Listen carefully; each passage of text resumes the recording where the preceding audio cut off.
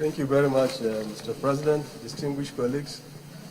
I think so much has been said about the 2017 budget. We do know, as everybody has said, or most of my colleagues said, year in, year out, we go through the ritual of the budgeting process.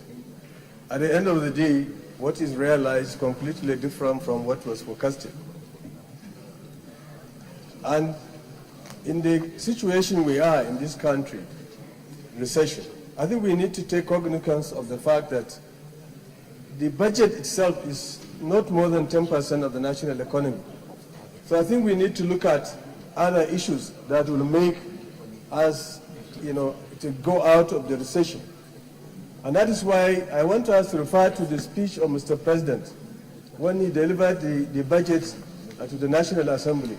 In that speech, he has itemized quite a number of important steps that the government intends to take. Because it's not just the figures that are important, but the idea of how they are going to be implemented and the policies that will make the budget to be implemented. Because it's not just the spending, but also what policies the government take or put in place in order that we can achieve the purpose of getting us out of the recession. It's true, like my colleague said, in real terms, the value of the budget is less than what it was last year in dollar terms.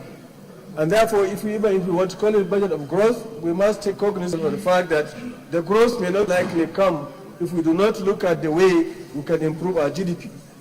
Because our GDP has to be looked at carefully, and we have to devise ways and means through which that GDP can actually be improved from negative to positive, which means it's almost a double-edged sword that we have to look at. How do we actually improve consumption? How do we make money available to Nigerians? And how do we improve productivity? If the real terms of the purchasing power of the Naira is not there, then it means we need to have more money in order that we can actually implement those budget aspects that are needed in order for us to move forward.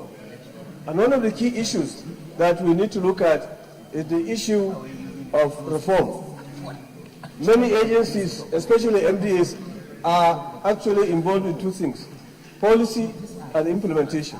Now, if you want to really have efficiency in implementation, then you have to separate the gamekeeper and the poacher. You have to allow the MDAs to look at policies and make sure that the policies that are needed to make that sector efficient are in place, whereas those that are responsible for implementation are allowed to implement. Let me look at power sector, for instance. What we are in the power sector is a very serious situation because we have liquidity problem. But you can discover in the budget that the ministry, the TCN, the NIPP, they are all competing for projects. That doesn't augur well for the improvement in the power sector. We need to look at the policy, we need to look at NEP, we need to look at MDET, we need to look at how the privatization was then evaluated. Luckily, the Senate President has allowed us to hold a public hearing where we will be able to discuss with all the stakeholders and find the way forward. Because Nigeria has spent billions of dollars in the power sector, and yet there has been no improvement. These days, we find a lot of the NIPP power generation plants are down. They are down because the gas suppliers have not been paid, and therefore, if they have not been paid, they cannot generate power.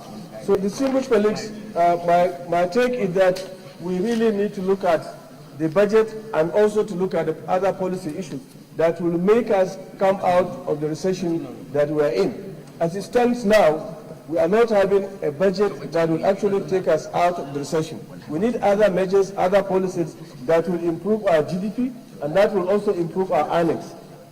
There are a lot of money that is sitting in the central bank. We must find ways and means through which these monies can actually be utilized within the economy, so that the borrowing that is going to be done, the domestic and the external borrowings, will not actually crowd out those other sectors of the private economy that will want to borrow from the Nigerian economy in order to move forward. Thank you very much. This is my contribution.